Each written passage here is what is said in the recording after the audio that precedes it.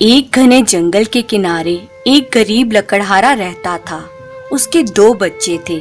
लड़के का नाम सोनू और लड़की का नाम सुमन था।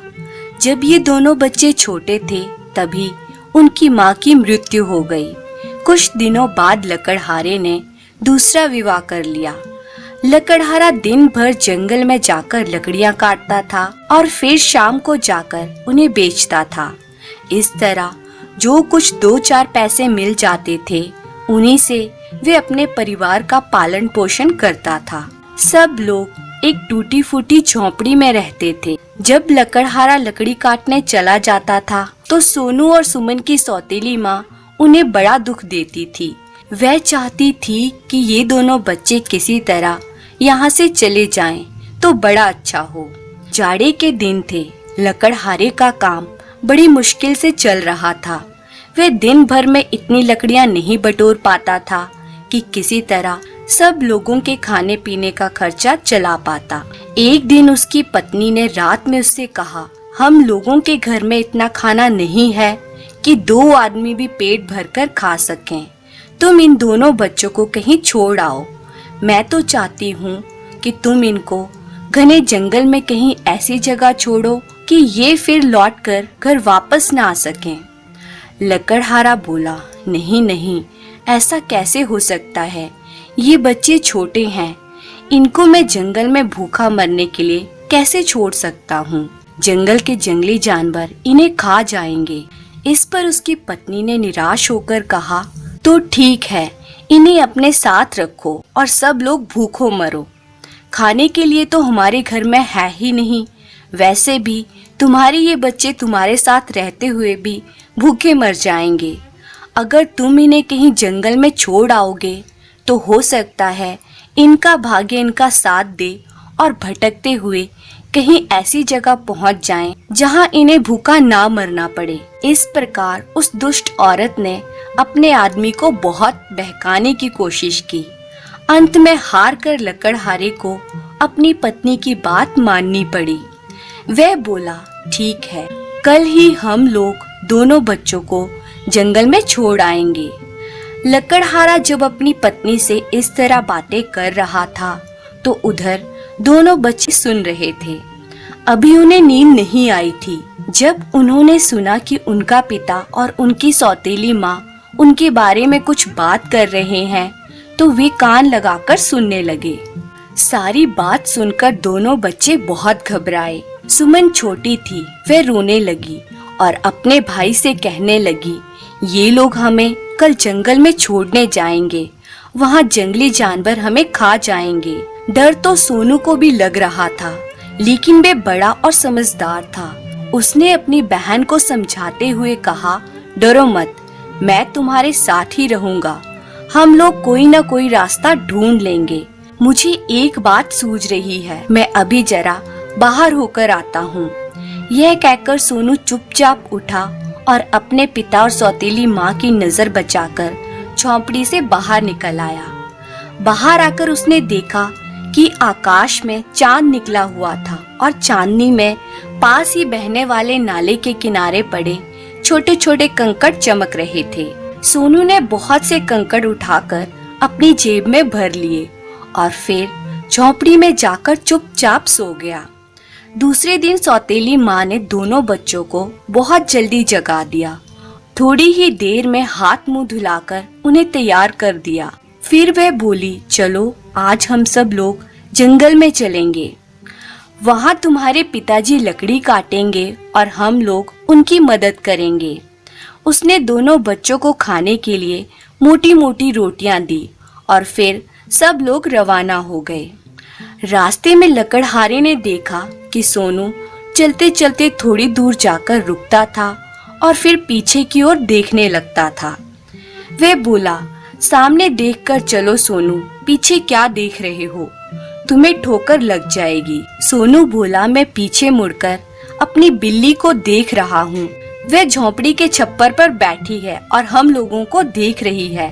लेकिन सच बात यह थी कि सोनू किसी बिल्ली को नहीं देख रहा था, बल्कि वह रास्ते में पत्थर गिराता चलता था और इस तरह वापस लौटने के लिए निशान बनाता चल रहा था। चलते चलते सब लोग जंगल के बीच घने भाग में जा पहुँचे। वहाँ जाकर लकड़हारे ने कुछ लकड़ियाँ बटोरी और उनको जलाकर बच्चों से कहा, तुम लोग यहाँ बैठकर आग तापो, मैं अभी लकड़ी काटकर आता हूँ। तुम्हारी माँ भी मेरे साथ जाएगी। दोनों बच्चे आग के पास बैठ गए। चारों तरफ घना जंगल था। दूर तक घनी झाड़ियाँ और पेड़ों के अलावा और कुछ भी नजर नहीं आता था। दूर पर कहीं खटखट की आवाज आ रही थी, जिससे उन्होंने समझा कि उनका पिता लकड़ी काट रहा है। लेकिन वास्तव में लकड़हारा तो वहाँ से बहुत दूर जा चुका था। यह खटखट की आवाज हवा में एक सूखी डाल के हिलने के कारण हो रही थी। धीरे धीरे रात हो गई। लकड़हारा लौटकर नहीं आया। बच्चे वहाँ आग के पास थककर सो गए। कुछ देर बाद रात में जब नींद खुली तो उन्हें बड़ा डर लगने लगा। चारों तरफ अंधेरा फैला हुआ था। पेड़ के ऊपर उल्लू बोल रहे थे।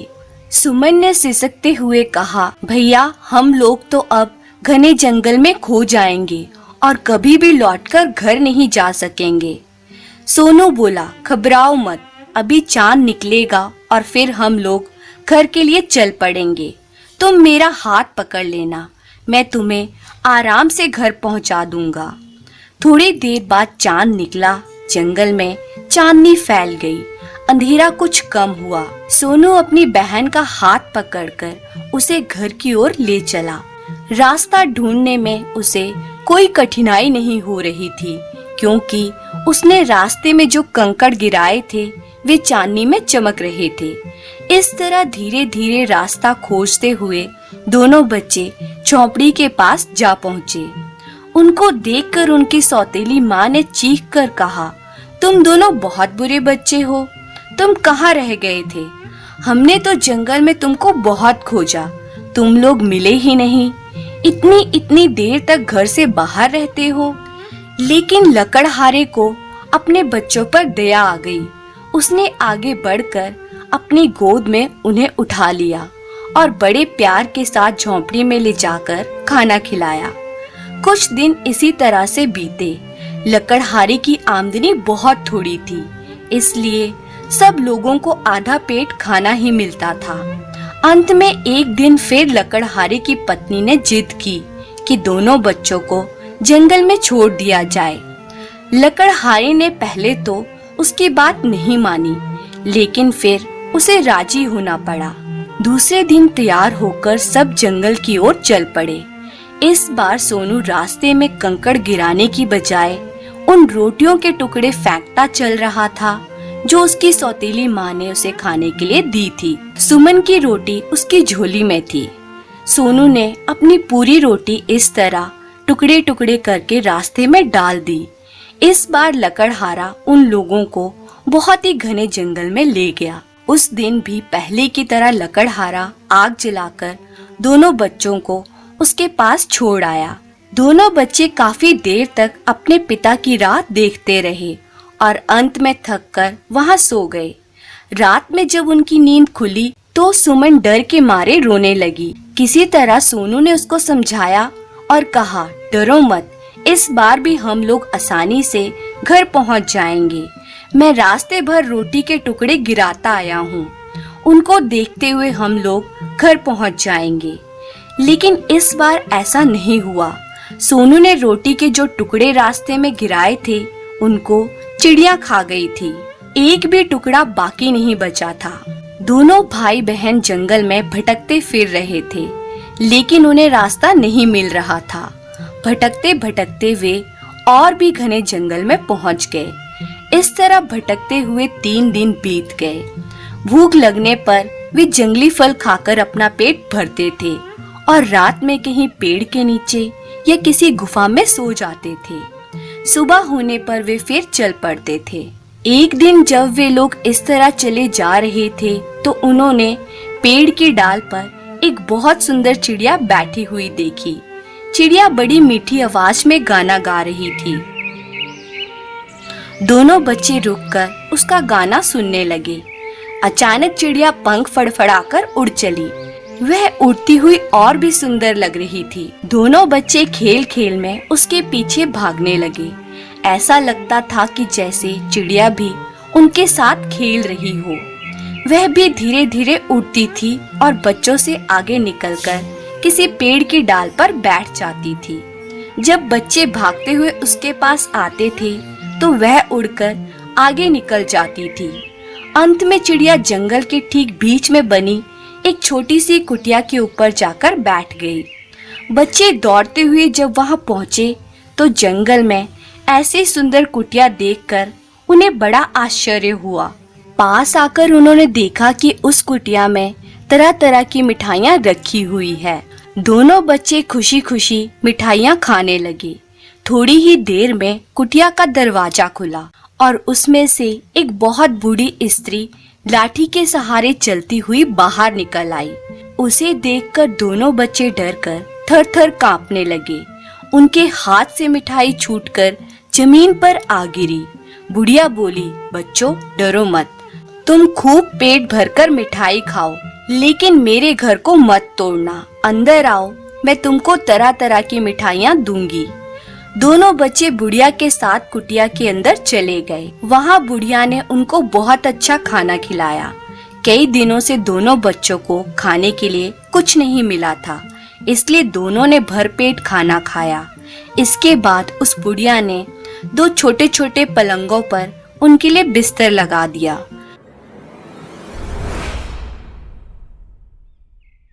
बच्चे थके हुए थे, थोड़ी ही देर में गहरी नींद में सो गए। यह बुढ़िया असल में एक दुष्ट जादूगरनी थी। वह छोटे बच्चों को बहकाकर उन्हें पकड़ लेती थी और फिर मौका देखकर उन्हें खा जाती थी। उसकी आंखें बहुत कमजोर थी। वह दूर की चीजें नहीं देख पाती थी, लेकिन उसकी नाक बहुत तेज थी और सूंघकर बहुत सी बातों का पता लगा लेती थी। उसे मालूम हो गया था कि सोनू और सुमन इस जंगल में भटक रहे हैं। किसी तरह उनको पकड़ने के लिए ही उसने अपनी कुटिया के बाहर तरह तरह की मिठाइयाँ रखी हुई थी। दूसरे दिन सुबह वह बुढ़िया उन बच्चों को देखने के लिए गई। दोनों बच्चे आराम से अपने अपने बिस्तर में सो रहे थे। उसे यह देखकर बड़ी खुशी हो रही थी कि एक साथ दो बच्चे उसके जाल में फंस गए हैं। उसने अपने मन में कहा, अगर ये बच्चे मोटे ताजे होते तो ज्यादा अच्छा होता। ये बड़े दुबले पतले हैं। खैर, फिर उसने सोनू को चुपके से उठाया और उसे एक लोहे के पिंजरे में बंद कर दिया। सोनू सोता ही रहा, उसे पता न चला कि क्या हुआ। इसके बाद वह सुमन के पास पहुंची और उसे झकझोर कर जगाते हुए बोली, उठ आलसी लड़की, उठ, जल्दी उठ और जरा काम करा। चल पहले अंगीठी जला दे और इसके बाद पानी गरम कर, फिर जल्दी नाश्ता तैयार करने में मेरी मदद कर। मैंने तुम्हारे भाई को पिंजरे में बंद कर दिया है। मैं खिला पिलाकर उसे मोटा करूंगी और उसके बाद उसको खाऊंगी। सुमन बेचारी ये सुनकर हक्की बक्की रह गई। बड़ी मुश्किल से आंखें मलते हुए वह उठी। उसकी समझ में कुछ नहीं आ रहा था। बुढ़िया उसे धक्का देते हुए रसोई घर में ले गई और उसे काम में लगा दिया। सुमन रोते हुए काम करने लगी। इसके बाद बुढ़िया ने तरह तरह की खाने की चीजें तैयार की। उसने पिंजरे में बंद सोनू को अच्छी अच्छी चीजें खाने के लिए दी, जैसे हलवा, पूड़ी, दूध, मिलाई।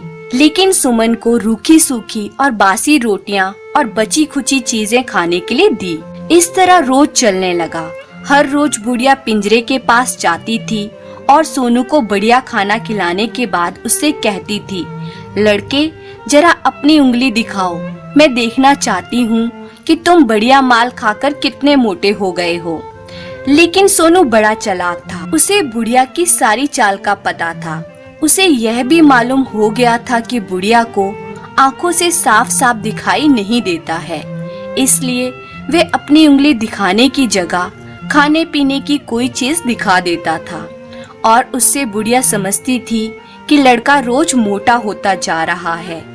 लेकिन इतने पर भी वह भुनभुनाती रहती थी, मैं तुम्हें खाने के लिए इतनी बढ़िया बढ़िया चीजें देती हूँ, फिर भी तुम बहुत धीरे धीरे मोटे हो रहे हो। अंत में एक दिन बुढ़िया बोली, भाई अब मुझसे ज्यादा इंतजार नहीं किया जाता। लड़की, तुम कल सुबह जरा जल्दी उठना और झटपट सारा काम निपटा लेना। मैं कल तुम्हारे भाई को उबाल कर खाऊंगी। यह सुनकर सुमन फूट फूट कर रोने लगी और बोली, इससे तो अच्छा यही होता कि हम लोग जंगल में ही भटकते फिरते और कोई जंगली जानवर हमें खा जाता। बुढ़िया ने उसे डांटते हुए कहा, चुप रहो, बकवास मत करो। तुम्हारे चाहने ना चाहने से कुछ नहीं होगा और इस तरह आंसू बहाना बंद करो। दूसरे दिन सुबह सुमन को बुढ़िया की आज्ञा का पालन करना पड़ा। वे सुबह जल्दी उठी और अंगीठी जलाने के बाद उसने एक बड़े भारी बर्तन में पानी उबालने के लिए रख दिया। इसके बाद बुढ़िया ने उसे हुक्म दिया, जाओ जल्दी से आटा सानो और रोटी बनाने की तैयारी करो। जब सुमन ने आटा गूंथ दिया तो बुढ़िया ने उससे कहा, अच्छा अब जरा इस अंगीठी के अंदर घुसकर देखो कि ये अच्छी तरह गर्म हो गई है या नहीं। बुढ़िया के पास बहुत बड़ी अंगीठी थी। सुमन समझ गई कि बुढ़िया क्या चाहती है। उसने सोचा कि यह मुझे अंगीठी के अंदर ही बंद कर देगी और इस तरह पहले मुझे ही भून डालेगी। उसने बुढ़िया से कहा, अंगीठी का मुंह बहुत छोटा है, मेरी समझ में नहीं आ रहा है कि मैं इसमें किस तरह से जाऊं। बुढ़िया ने चिल्लाकर कहा, क्या, कितनी बेवकूफ हो तुम, तुम्हें पता नहीं अंगीठी के अंदर किस तरह घुसा जा सकता है। देखो यह तो इतना बड़ा है। यह कहकर उसने अपना सिर चूल्हे के अंदर डाल कर दिखाया। सुमन ने तुरंत पीछे मुड़कर बुढ़िया को जोर का धक्का दिया। वे पूरी की पूरी अंगीठी के अंदर जा गिरी। बाहर से सुमन ने अंगीठी का मुंह बंद कर दिया। इसके बाद उसने सोनू के पिंजरे का ताला खोला और फिर वह दौड़ती हुई उसके पास जा पहुंची। उसने अपने भाई को पिंजरे से बाहर निकाल लिया और बताया कि किस तरह वे बुढ़िया को जलती हुई अंगीठी में झोंक आई है। सोनू उस पिंजरे से बाहर आकर बहुत खुश हुआ। इसके बाद दोनों भाई बहनों ने बुढ़िया की कुटिया से खूब लूट मचाई। बुढ़िया ने तरह तरह के हीरे मोती के जेवर और बहुत सी कीमती चीजें जमा कर रखी थी। दोनों बच्चों ने अपनी जेबें हीरे मोतियों से भर ली। इसके बाद दोनों वहां से भाग निकले।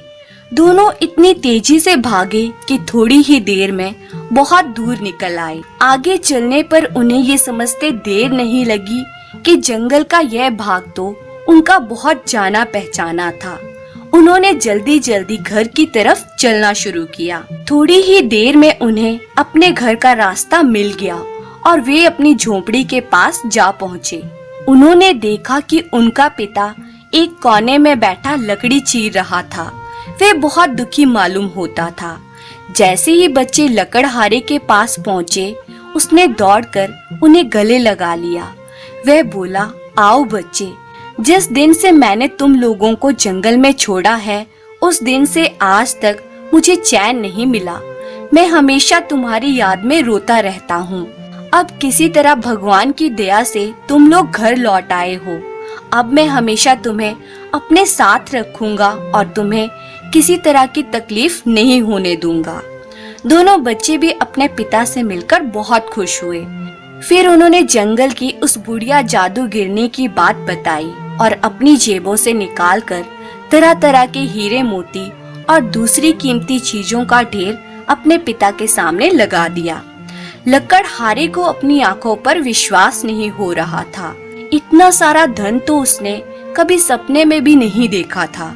इतना धन पाकर उनकी सौतेली माँ बड़ी खुश हुई।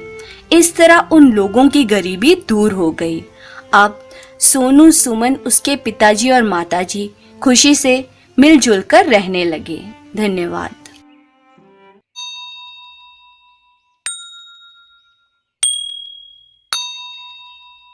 बहुत समय पहले की बात है।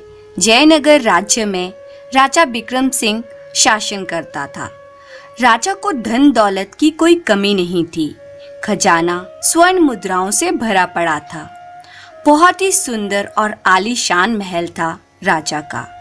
परंतु यह सब होने के बावजूद भी राजा प्रसन्न नहीं था। राजा ने प्रसन्न रहने के लिए सुख सुविधा की तमाम चीजें जुटाई। पुराने महल की जगह एक संगमरमर के पत्थरों से जड़ित महल बनवाया। महल में तमाम सुख सुविधाओं का प्रबंध किया। उसने पड़ोसी राज्य विक्रमनगर के राजा अजय सिंह की सुंदर पुत्री राजकुमारी सुकन्या से विवाह रचाया, परंतु राजा विक्रम सिंह के मन को शांति नहीं मिली। वह हमेशा इसी सोच में डूबा रहता था कि क्या उपाय किया जाए जिससे कि उसे शांति और सुख मिल जाए। धीरे धीरे समय बीतता रहा। समय बीतने के साथ राजा विक्रम सिंह को सुखी रहने का कोई उपाय नजर नहीं आया। तो एक दिन उसने अपने दरबारियों को झिड़क दिया।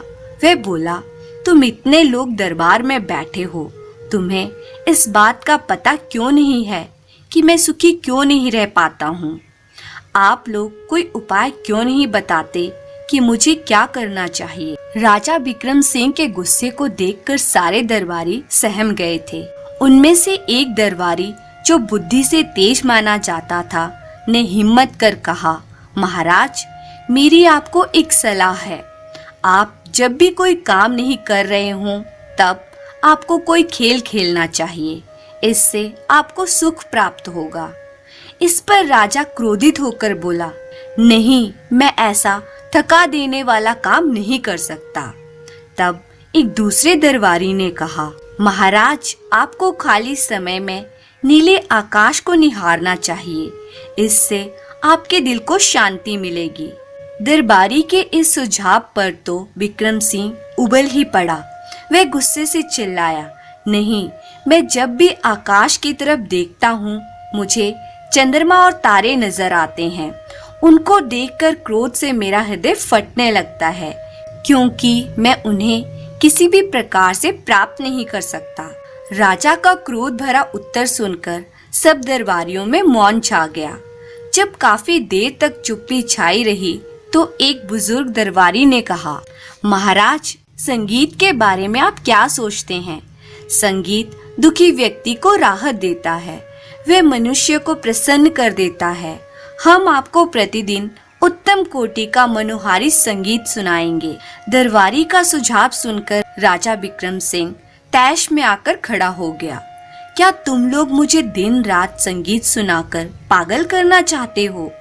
क्या एकदम मूर्खों जैसी बातें कर रहे हो? फिर राजा दरबार से उठकर अपने आराम कक्ष में चला गया। राजा विक्रम सिंह के दरबार से चले जाने के बाद अधिकतर दरबारी भी उठकर बाहर चले गए, परंतु विनय पाल नामक एक दरबारी वहीं बैठा कुछ सोचता रहा।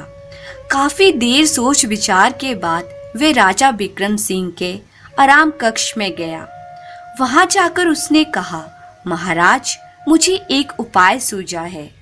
अगर आप वह काम कर लें तो आप अवश्य ही सुखी रहने लगेंगे। राजा विक्रम सिंह ने उत्सुक होकर पूछा, जल्दी बताओ क्या उपाय है? मैं किसी भी तरह सुखी रहना चाहता हूँ।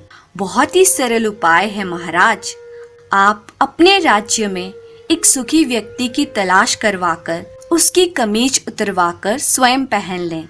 इससे उस व्यक्ति का सारा सुख आप में प्रविष्ट हो जाएगा। उस दरबारी का यह उपाय राजा विक्रम सिंह को बहुत पसंद आया। उसने उसी समय सेनापति को आदेश देकर राज्य की हर दिशा में सुखी व्यक्ति की तलाश में सैनिकों को दौड़ा दिया। सैनिक कई दिनों तक ऐसे व्यक्ति को तलाशते रहे जो पूर्ण रूप से सुखी हो, परंतु उन्हें कामयाबी नहीं मिली।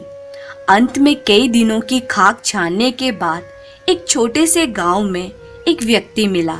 वह एक छोटी सी टूटी हुई झोंपड़ी के सामने बैठ मुस्कुराते हुए गाना गा रहा था। पूछने पर उसने सैनिकों को बताया कि वह दुनिया का सबसे सुखी व्यक्ति है। सैनिकों ने उसे साथ चलने और राजा को अपने सुख का राज बताने को कहा। कई दिनों की यात्रा के बाद सैनिक उस व्यक्ति को लेकर राजधानी पहुंचे। वहां पहुंचकर उन्होंने इस बारे में राजा को सूचना दी। यह समाचार पाते ही राजा व्याकुल हो उठा। वे मन ही मन बुदबुदाया, अब मैं सबसे सुखी व्यक्ति बन जाऊंगा।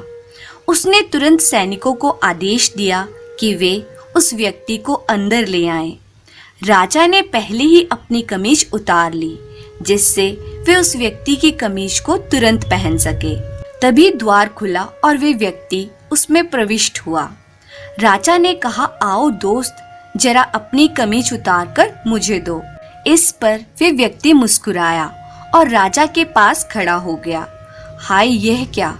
राजा ने उसे देखा तो वे आश्चर्य में पड़ गया। दुनिया के सबसे सुखी व्यक्ति के तन पर कोई कमीज ही नहीं थी। वे निहायत गरीबी और अभाव में भी खुश था। अब राजा की समझ में आ गया कि सुखी होने के लिए धन दौलत और वैभव की जरूरत नहीं होती। धन्यवाद। एक समय की बात है, एक राजा एक जंगली जानवर का पीछा करते करते घने जंगल में पहुंच गया। उसके सिपाही भी उसे ढूंढ नहीं पाए। उस घने जंगल से बाहर निकलने का रास्ता भी राजा खुद नहीं ढूंढ पाया। धीरे धीरे दिन ढलने लगा और शाम होने लगी, पर राजा उस घने जंगल से बाहर नहीं निकल पाया। राजा जब बाहर जाने का रास्ता खोज रहा था तो उसे एक बूढ़ी औरत दिखाई दी। बूढ़ी औरत एक जादूगरनी थी। उसके पास जाकर राजा ने पूछा, बूढ़ी माँ, क्या तुम मुझे इस जंगल से बाहर निकलने का रास्ता बता सकती हो? बूढ़ी औरत बोली, क्यों नहीं राजा साहब, मैं आपको इस जंगल से बाहर निकलने का रास्ता जरूर बता सकती हूँ, पर मेरी एक शर्त है।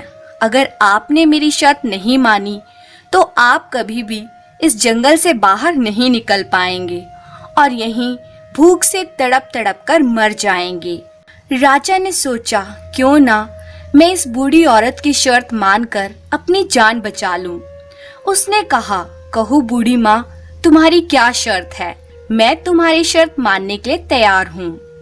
बूढ़ी औरत बोली, हे राजन, मेरी एक बेटी है, वह बहुत सुंदर है। मैं चाहती हूँ कि आप उससे शादी कर लीजिए। अगर आप मेरी ये शर्त मानने के लिए तैयार हो तो मैं आपको जंगल से बाहर निकाल दूंगी। राजा उस बूढ़ी औरत से डर गया और इसी डर के मारे वे उसकी बेटी से शादी करने के लिए भी राजी हो गया। वे बूढ़ी औरत उस राजा को अपने छोटे से घर में ले गई, जो जंगल के अंदर ही था। घर के अंदर उसकी बेटी आग सेक रही थी और राजा के अंदर जाने पर उसने राजा को ऐसे देखा जैसे वे उनकी प्रतीक्षा ही कर रही हो। वे लड़की सचमुच ही सुंदर थी, पर राजा को पसंद नहीं आई। उसके चेहरे को देखकर राजा कुछ डर गया। बूढ़ी औरत ने अपनी लड़की का हाथ राजा के हाथ में देते हुए कहा, मैं अपनी लड़की का हाथ आपको सौंप रही हूँ। आप इसे अपने राज्य में ले जाकर इससे शादी कर लीजिए। राजा ने लड़की को अपने घोड़े पर बैठाया और बूढ़ी औरत के पीछे चल पड़ा। थोड़ी ही देर में वह जंगल से बाहर निकल गया। वह अपने महल में पहुंचा, जहां उसे अपने वायदे के अनुसार उस लड़की से शादी करनी थी। राजा पहले से ही शादीशुदा था। उसकी पहली पत्नी से उसके 5 बच्चे थे, 4 बेटे और 1 बेटी। वो अपने बच्चों को बहुत प्यार करता था। अब उसे डर था कि उन बच्चों की ये सौतेली माँ उनसे अच्छा व्यवहार नहीं करेगी।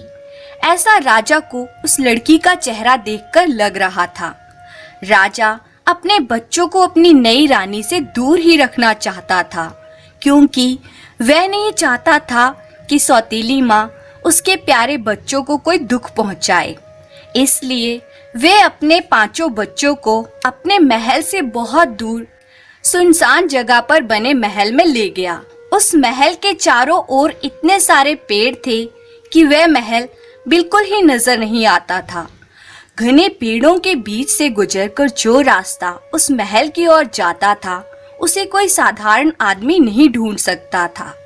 राजा अपने बच्चों को अपने से दूर नहीं रखना चाहता था, पर नई रानी के कारण उसे ऐसा करना पड़ा।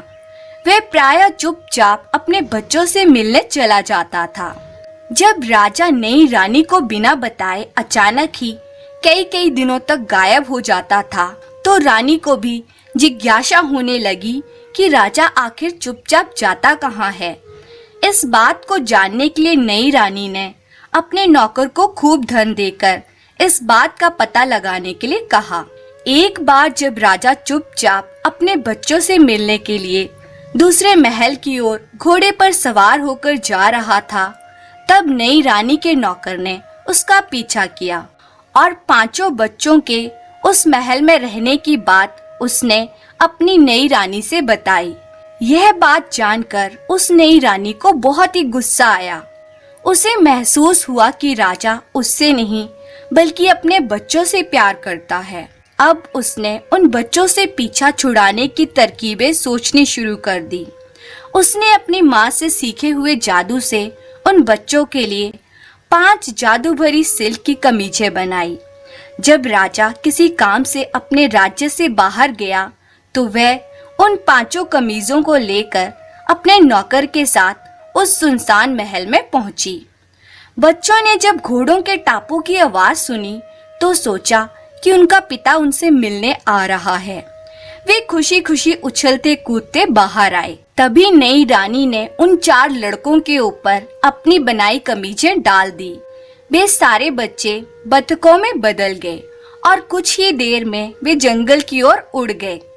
रानी अपने नौकर के साथ खुशी खुशी महल वापस चली आई। अब वह अपने सौतेले बच्चों से छुटकारा पा चुकी थी, पर नई रानी को राजा की लड़की के बारे में पता नहीं चला था, क्योंकि वह लड़की बाहर नहीं आई थी। 2-3 दिनों के बाद जब राजा अपने राज्य वापस आ रहा था तो पहले वह अपने बच्चों से मिलने दूसरे महल में गया। उसे यह देखकर बड़ी हैरानी हुई कि उसके घोड़े के टापों की आवाज सुनकर उसका कोई भी बच्चा उससे मिलने के लिए बाहर नहीं आया। जब वे अपने घोड़े से उतरकर अपने बच्चों से मिलने महल में पहुंचा तो उसे केवल बेटी ही दिखाई दी। उसने बेटी से उसके सब भाइयों के बारे में पूछा तो वह बोली, पता नहीं पिताजी, मेरे सब भाई मुझे यहाँ अकेली छोड़कर ना जाने कहाँ चले गए।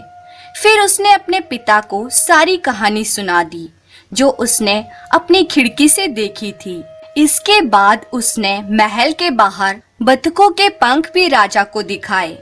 राजा को अपनी बेटी से यह सब सुनकर बहुत दुख हुआ, पर उसे विश्वास नहीं हो रहा था कि उसकी नई रानी ऐसा काम कर सकती है। अपनी बेटी को इस सुनसान महल में छोड़ते हुए अब राजा को डर लगने लगा कि कहीं कोई उसकी बच्ची को भी उठाकर ना ले जाए। वह उसे अपने साथ महल में ले जाने लगा। तब उसकी बेटी बोली, उसे अपनी सौतेली माँ से बहुत डर लग रहा है। वह अपने पिता से प्रार्थना करने लगी कि क्यों ना आज की रात वे यहीं इस महल में रह जाए और अगले दिन वह उसके साथ अपनी नई माँ से मिलने जाए। राजा अपनी प्यारी बेटी की बात मान गया।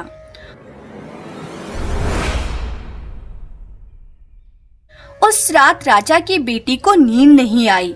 वे यहाँ पर अधिक समय तक नहीं रहना चाहती थी, क्योंकि उसे अपनी सौतेली माँ से खतरा था। दूसरा, वे अपने भाइयों को खुद ही ढूंढना चाहती थी। वे रात के अंधेरे में चुपचाप अपने महल से निकलकर जंगल की ओर चल पड़ी। इस तरह वे सारी रात और अगले दिन तब तक चलती ही रही जब तक उसकी टांगों ने जवाब नहीं दे दिया। चलते चलते उसे जंगल में एक छोटी सी झोंपड़ी दिखाई दी, जिसका दरवाजा खुला हुआ था।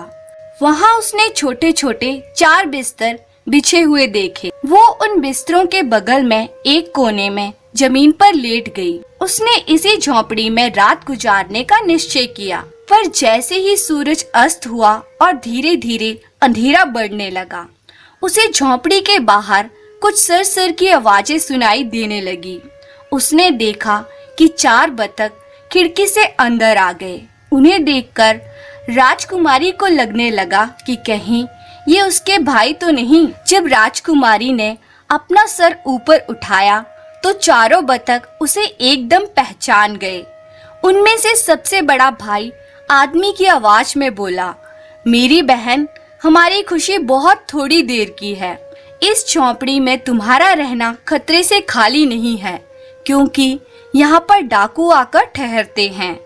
अगर वे आज यहाँ आ गए तो तुम्हें जिंदा नहीं छोड़ेंगे।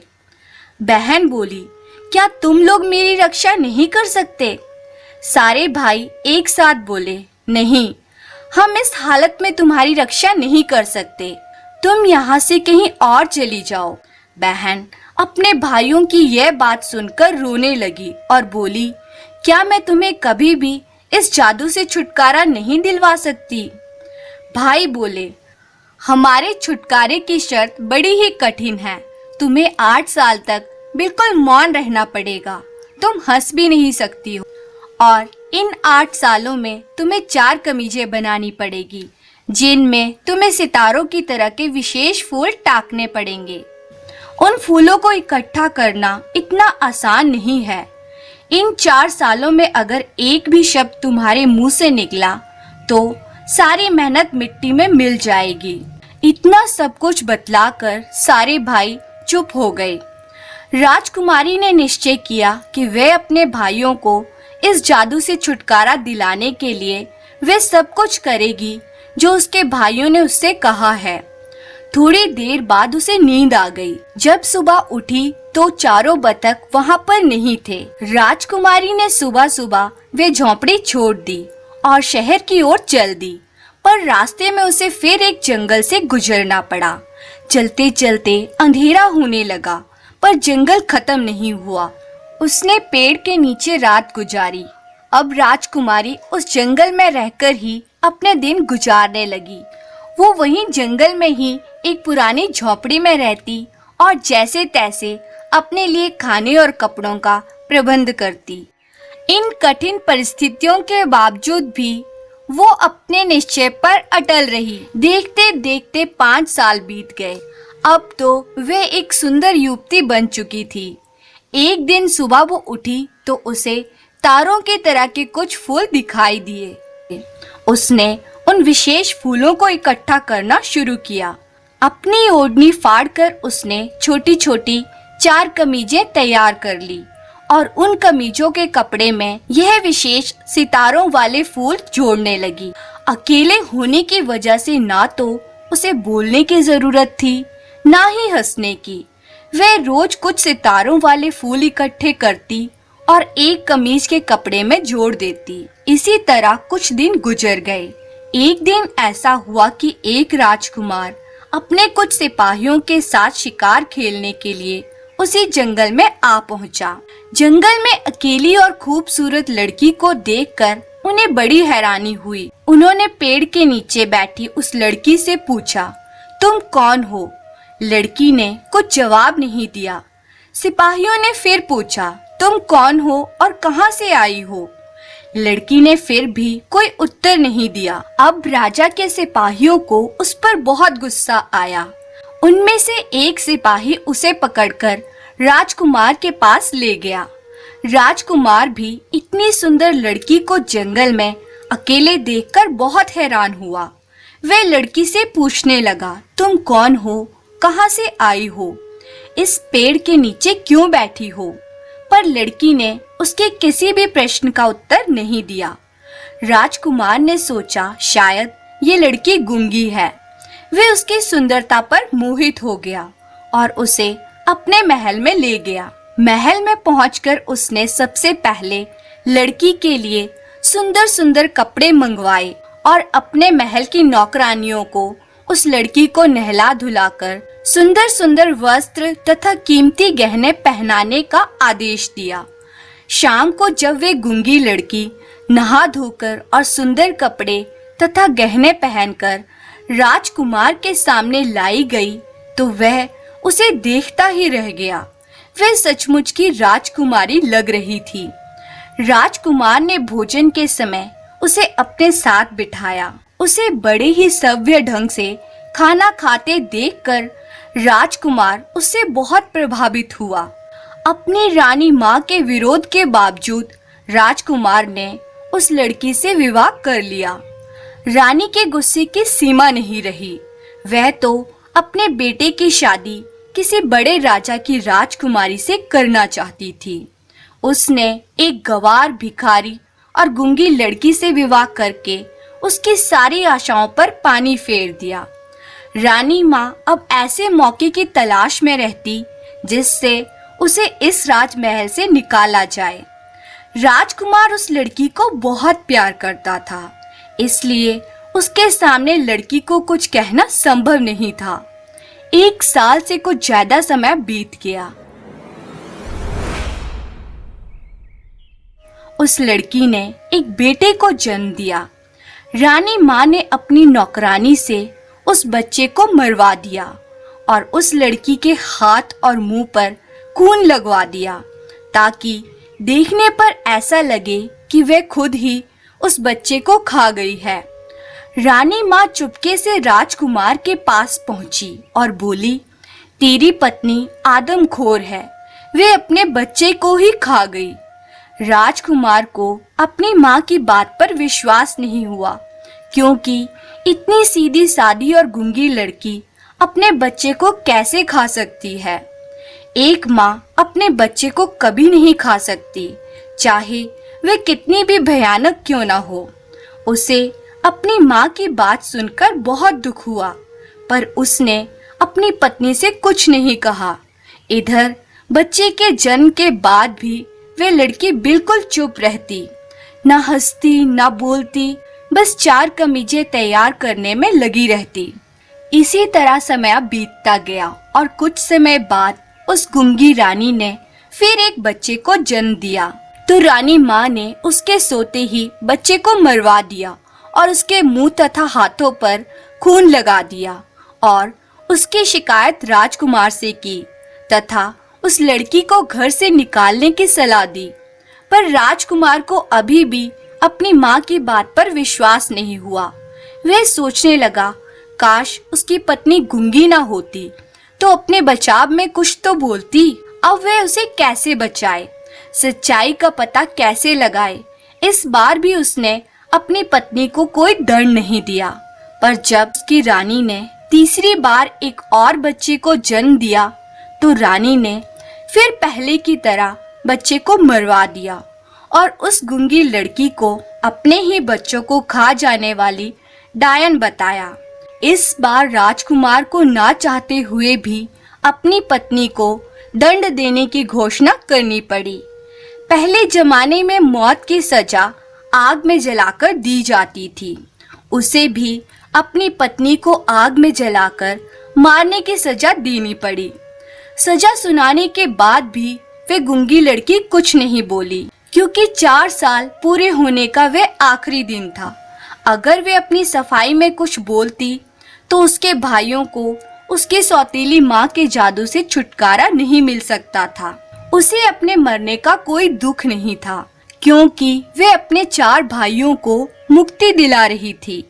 जब राजा के सिपाही उसे आग में जलाने के लिए लेने आए तो राजकुमारी अपनी 4 कमीजों में सितारों वाले फूल टांग रही थी और उसे जबरदस्ती लकड़ियों के ढेर पर लाकर बैठा दिया गया। लकड़ियों के ढेर पर बैठकर उसने अपने चारों तरफ देखा। फिर उसने ईश्वर को याद किया और बाद में अपने भाइयों को, जिनको वे अपनी सौतेली माँ के जादू से मुक्त नहीं कर सकी थी। जैसे ही उसने अपने भाइयों को याद किया, उसके 4 भाई उठकर उसके पास पहुंच गए। आग में बैठी होने पर भी उसने वे 4 कमीजें एक एक करके अपने प्यारे भाइयों के ऊपर फेंक दी। जैसे ही वे कमीजें उसके भाइयों के शरीर से छुई, वे सब आदमी बन गए। उन सब ने दौड़कर अपनी बहन को लकड़ियों के ढेर से बाहर निकाला। अब वे गूंगी लड़की बोल सकती थी, हंस सकती थी। 4 भाई अपनी बहन को राजकुमार के पास ले गए और उन्होंने उसके ना बोलने का कारण बताया। राजकुमारी ने अपनी सास की सारी करतूतें भी अपने पति को बतला दी। राजकुमार को जब सच्चाई का पता लगा तो उसे अपनी माँ पर बहुत गुस्सा आया। वे अपनी माँ को अपने साथ रखने को तैयार नहीं था, पर उसकी पत्नी, जो बहुत ही समझदार और दयालु थी, अपनी सास को माफ करने की प्रार्थना करने लगी। आखिर राजकुमार ने अपनी माँ को माफ कर दिया। रानी माँ को अपने किए पर बहुत पछतावा हुआ। वह भी उस राजकुमारी से माफी मांगने लगी। चारों भाई अपनी बहन को आशीर्वाद देकर अपने राज्य लौट गए।